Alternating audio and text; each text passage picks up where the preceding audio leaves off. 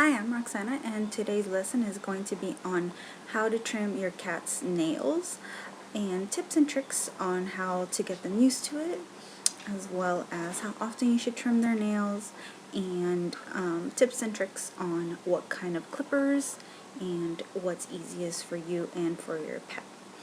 So today my model is Delilah. She's a 10-year-old tabby, and no cat really likes this. However, I've had her since she was about 8 days old, and she's basically been trained for this her entire life, and she's the best out of my cats who will hold still. So normally what I do and what I found easiest was human nail trimmers. So these are your run-of-the-mill, you can get them at any beauty supply store, nail trimmers that you would use for your own nails. This is what I've always found easier. You can purchase pet nail trimmers at your local pet store. So I just open them up, and she is used to this. However, your pet might not be, so make sure to have a firm grip on them, not anything intense. Just make sure, coddle them, cradle them, so they don't run away from you, as they can do that, just in case they don't like this. So what I do is have them completely opened like so, and make sure you have their foot in your hand. And so how the nail on a cat works is they're retractable, so you'd have to push on their paw pad. So if you look underneath the paw pad, I don't know if you can see because it's black, but you basically see the little digits and then the little foot right here. So you see each little digit on here, so you have to push down on it, on the digit, and so the claw comes out. So that's kind of what the little claw looks like. She doesn't need much tipped off, because I do them pretty regularly.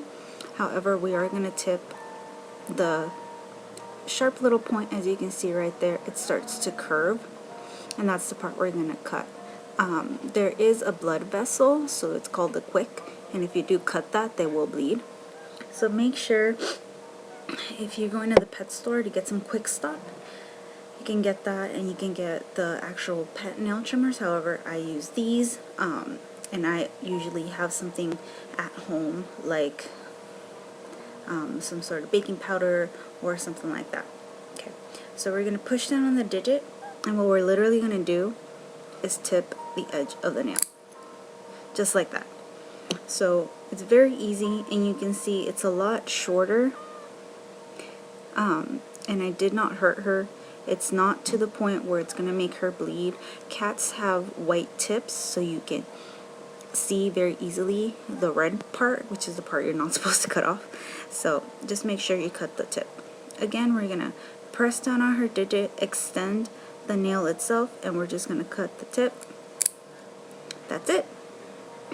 So they have usually 4 digits on each foot. There are polydactyl cats, which polydactyl basically means they have 8 toes. Mine has normal toes. So you're going to trim the rest of them. Again, extending the toe, cutting the tip. Same thing, one more toe, extending it out, cutting